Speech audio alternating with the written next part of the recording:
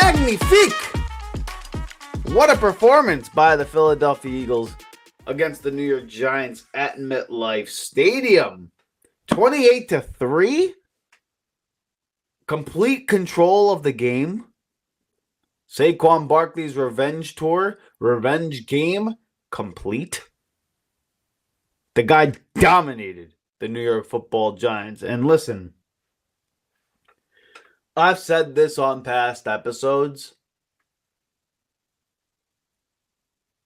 This dude is worth every penny that we paid him. Worth every penny. I thought we paid too much for a guy like Saquon Barkley in the offseason.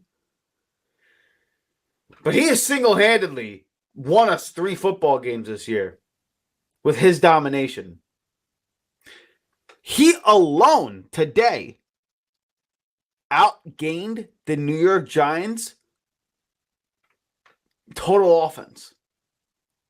He had 176 yards on the ground and a touchdown, and the New York Giants couldn't muster up 120 yards. Utter domination. Now listen, that goes hand in hand with what the defense did, and particularly players from Georgia, the Georgia Bulldogs, right? Jalen Carter, Nolan Smith, Jacoby Dean had a nice game. I mean, the defense really came to play today.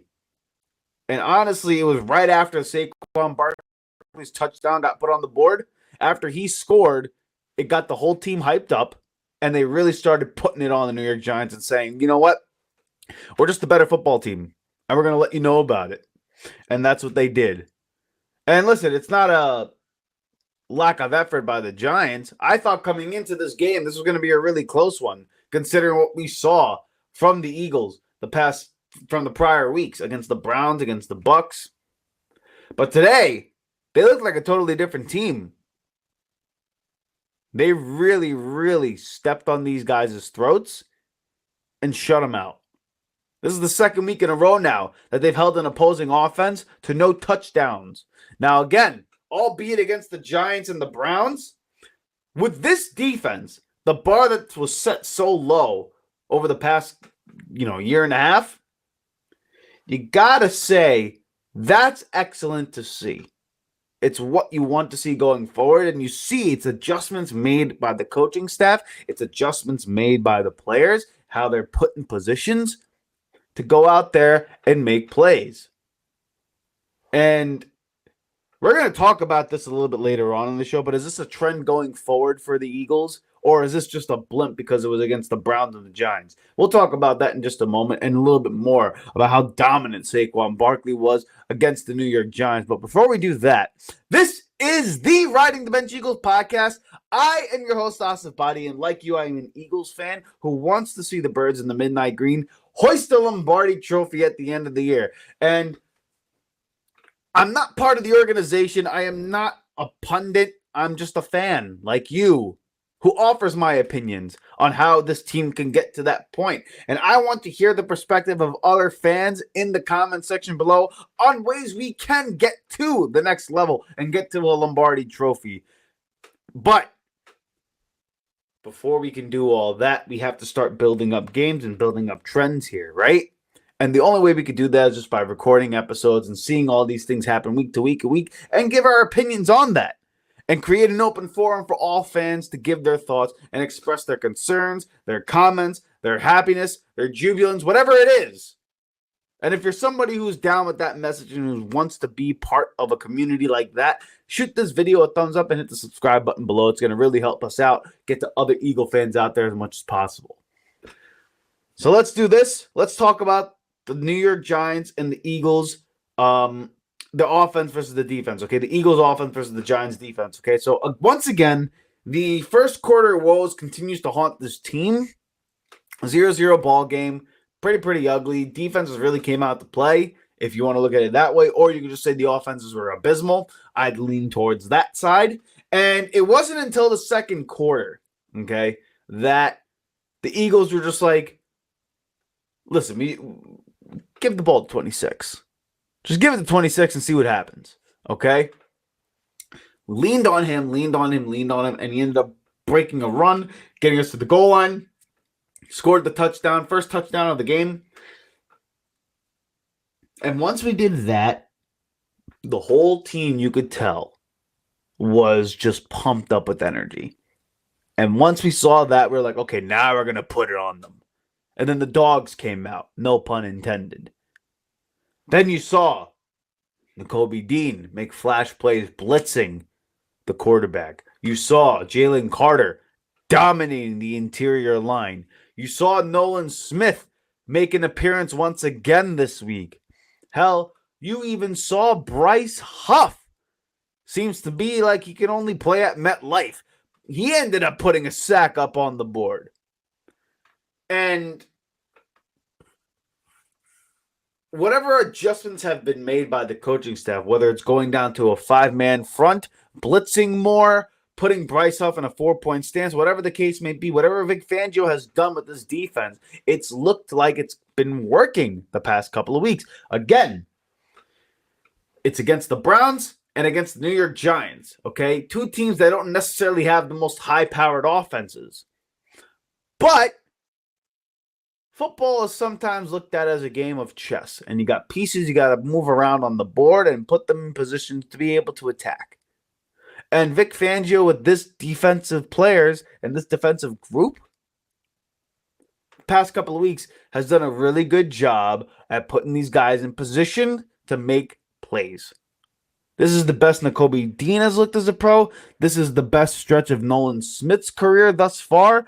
Jalen Carter is starting to string some games together, and he's looking dominant throughout the game. Quinyon's a stud. And once again, this defense, like I said, the second time in a row, they've held a team to no touchdowns. They've looked really good. Last week, the Browns scored a touchdown on a blocked field goal, and now the Giants only scored 3 points. And not to mention what we did to the Saints a few weeks ago, and what we did to the Falcons, albeit the last minute withstanding, we held that offense to 15 points prior to that last drive. So, whatever it is that they're doing on the defensive side of the ball, whatever position Vic Fangio is putting them in, he's doing a good job, and it's looking to be a really, really solid unit by the end of the year. It's looking like it's going to be that way. And for the Giants, our Eagles offense going up against the Giants front, I thought was going to be concerning going into this game. Considering we have no Mailata, and considering that prior to this game, we just never made a commitment to running the ball and just had like this lack of identity on offense. But once we started giving the ball to 26 and feeding him the rock, totally different ball game, totally different football team. We ended up not needing Jalen Hurts to do much today. He went 10 for 14 today for 114 yards and a touchdown. And to me, it's not like Jalen Hurts played super great. He wasn't Superman, but we didn't need him to be. And I'd rather get that type of performance out of Jalen Hurts, because that just shows and that just means that the running game was going. The defense was playing stout. And we didn't need to become a pass-happy offense, because we're not designed to be a pass-happy offense quite yet. You got to give the ball to 26, because he alone today dominated the football game, dominated the New York Giants. He by himself he outgained the New York Giants total offense. He had 176 yards by himself. The Giants couldn't muster up 120. He scored more points than the Giants did today. Revenge game is complete for Saquon Barkley. And if the Eagles, going forward, have an identity crisis, then I know they're incompetent. Then I know the game plan is coming from the wishes of the owner. Because say what you want, we know Jeffrey Lurie loves big plays. He loves the passing game. He loves pass-happy offenses. It's why he loved Andy Reid so much, albeit he was a great coach, and that's not what I'm trying to gather here. He loved those offenses. It's why he liked Chip Kelly. It's why he hired Sirianni in the hopes that you can get these sort of big plays. But the identity of this football team, the reason we won the game today, was because Saquon Barkley was dominant. Our identity is running the damn ball. That is it. We could do that. You could run the ball with this offensive line. This Eagles team can run the ball on virtually anybody on any given day. And if Saquon Barkley is going to give you $176, you're going to blow teams out the water, and you can win a lot of football games because that puts the defense in an advantageous position now. Because if you're killing clock, other teams are going to have to become one-dimensional and pass, and that at least lets the pass rushers know, okay, I can pin my ears back, go after the QB. And now the addition of pressure with this defense, it becomes a totally different ball game here. But it only matters if we continue to give the ball to 26. That's the only way this works, okay? So my question now, going forward with this football team, can these guys make a run going forward if they commit to this formula here? Pound the rock, control the clock, no turnovers, to put this defense in an advantageous position to potentially just pin their ears back and go out and make plays. Pardon me. I think it's too early to say the answer is yes to that. But in my opinion, if I were running the Eagles, that's how I would approach every game. Run the ball, control the clock, keep your turnovers low, and try to let the defense go out there and get pressure on the QB. Because if you can control the clock and do all these things, then you know for damn sure other teams are going to get one-dimensional, and that just helps you out no matter what as a defensive unit. However, this Eagles team seems to only be able to do that against quarterbacks who they don't really respect, if you notice the trend throughout the year. So you look at what happened week 1, that was week 1, whatever, right? Week 2, we played the Falcons. And, I don't think they necessarily respected him. But, again, the defense showed up and played well. Against the Saints, we dominated that football game. The Bucs was a shit show. But against Deshaun Watson and now Daniel Jones back-to-back weeks, Vic Fangio has decided coming off the bye week, you know what? We're going to put pressure on this quarterback. We're going to run a 5-man front, and we're going to start blitzing the hell out of you. And you know what? Ever since he started making that adjustment, Nakobe Dean has started to give a little bit of a better sighting. Nolan Smith, back-to-back weeks, has gotten a sack. Like I said earlier, Bryce Huff today recorded a sack at Metlife because it seems to be the only stadium he knows how to play at. So, hey, I don't want to shit on the guy, but good for you. You got a sack. Welcome to the Philadelphia Eagles. Welcome to the 2024 NFL season. Quinyon Mitchell, a stud. Darius Slay played well today. And the safety didn't do anything special because they didn't have to. Giants couldn't get the ball down the field at all. And like I mentioned, this formula of run the ball, control the clock, is how this team is built. Despite the fact that we paid A.J. Brown and Devontae Smith and Jalen Hurts all this money, your identity starts with 26. It starts with the 5 guys up front.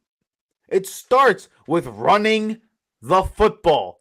As much as the Eagles owners and the front office does not want to admit, you don't have a quarterback factory here right now. Right now, what you got is the early stages of the Baltimore Ravens and Lamar Jackson. You run the damn football. I don't care if you have to run it 40 times versus passing it 15 times. This is basically what they did today. They ran it, 45? I'm counting the attempts here. 17, 13, 30, 45 times today. 45 times today, and I think they got 270 yards, 280 yards rushing. That's utter domination. That is not easy to do against another NFL football team. That's Baltimore Ravens style of football. You can replicate that going forward, you're going to win a lot of damn games. And it's not ironic that both teams have a quarterback that has inconsistencies throwing the football, but is a crazy, crazy athlete and knows how to run the damn thing. Wins a lot of ball games. Okay? And for those of you who critique Jalen Hurts on how he's not able to read defenses quite yet, how if he doesn't have his first read there, he starts to panic. That's with a lot of quarterbacks in the NFL, okay? I remember I saw a stat where it's like quarterbacks who throw it on immediately on their first read, and it's really good quarterbacks like Josh Allen, Patrick Mahomes, Brock Purdy, Caleb Williams, guys who are really, really having good years this year. If their first read's not there, they start to look around and they start holding the ball, right? That's obviously how that works. Jalen Hurts is no different. He's not special in that sense. And he's still having, growing pains here with this offense. It's not something that he's used to doing. And I know people want to shit on him for that. And I've been critical of him too because I said he needs to play better. But again, another week again where he did not turn the ball over, where after starting sluggish on the offensive side of the ball, started managing the game a little bit better. Controlled the clock, look at the plays, checked out of certain, made some checks at the line, got A.J. Brown a big touchdown, a 41-yarder dot.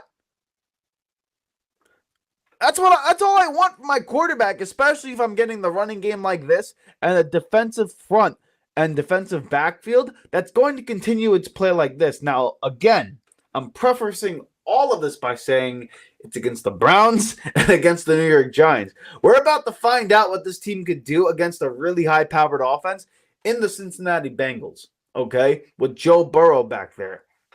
Now, they've had issues protecting him too, but he's a guy that can slice and dice a defense if he has enough time.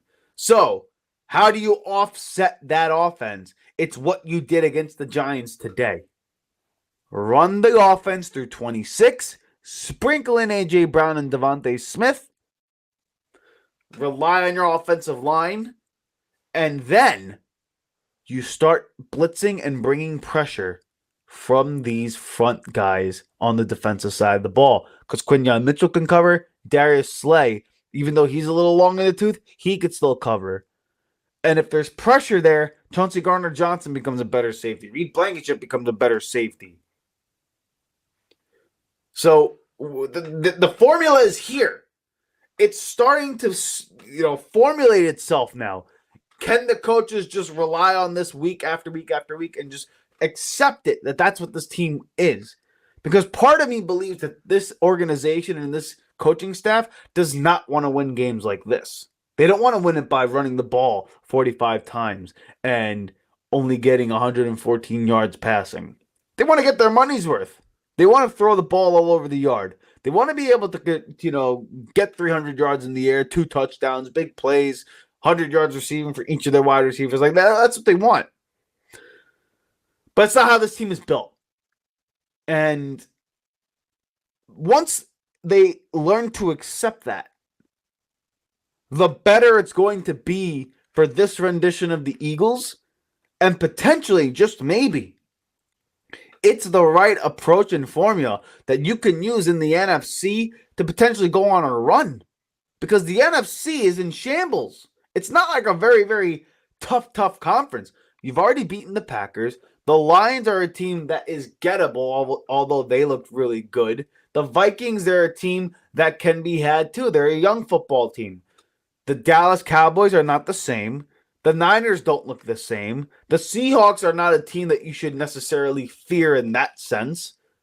Okay? The Bears, they've only beaten teams who've won 4 or 5 games altogether, and we haven't played Washington yet. The Washington's quarterback, Jaden Daniels, got hurt. So can he withstand the season if you bring enough pressure and get a couple of licks on him, right? So the NFC conference is still up in the air. And Philadelphia, despite its struggles and despite the lethargy that we've seen over the last few weeks overall, this team is sitting at 4-2 in a position where they can really change the course of their season by stringing together a few more wins just like this one. Will they do that against the Bengals? I don't know. But I'll be damn sure and let you guys know that this is going to be the biggest test of the season. This is, to me, this is the turning point for our season right now. If you could replicate effort that you've done the past week and a half now on the defensive side of the ball against a team like the Cincinnati Bengals, I'm not even looking for a win. I'm looking for the effort. I'm looking for the consistency. I'm looking for the approach to the game to be the same. If you could string it together for 3 weeks in a row here, now you're cooking with fire. You're cooking with grease. This Philadelphia Eagles team, it can go on a run if they just continue to do what they did today. Let Saquon Barkley dominate the football game. You do that, you're going to win a hell of a lot of games. Hey, thank you so much for watching the Riding the Bench Eagles podcast. If you want to continue to support the channel, please hit the like and subscribe button down below. Also, check us out on Instagram and TikTok at Riding the Bench Eagles Pod. We're also on Apple Podcasts, Spotify, iHeartRadio, you name it, we're on there. Thank you so much for listening, and please join us next time here at the Riding the Bench Eagles podcast.